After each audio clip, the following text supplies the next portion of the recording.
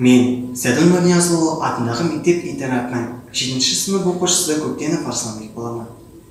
Әбіш Кекілбайұлы әке. О мезгіл, талай-талай жасың келді. Қырдыңын сан қайтар сағым көмді. Кекілім қайырылды шалқасынан, менде жігіт деген шағым келді.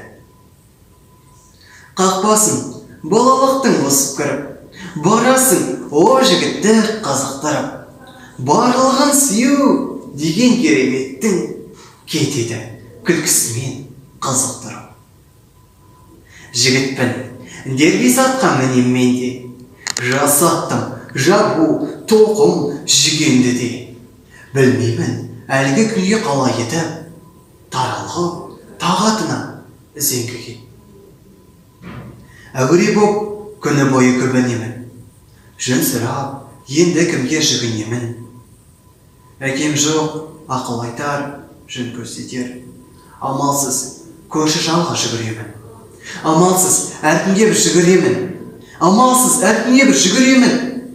Қайтейін, қайыран әкем қасында жоқ. Амалсыз өткен күнге өлемін. Өңілсем, қайыран жүрексіз дөбеді.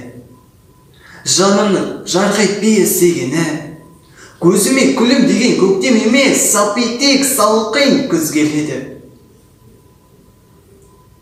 Жарқын жас талақ етіп атырапты, кетіпті жел қуалап жапырақты. Күлмейді күміс бұлақ бойығымды, күндегі мінезі жоқ жасабақты.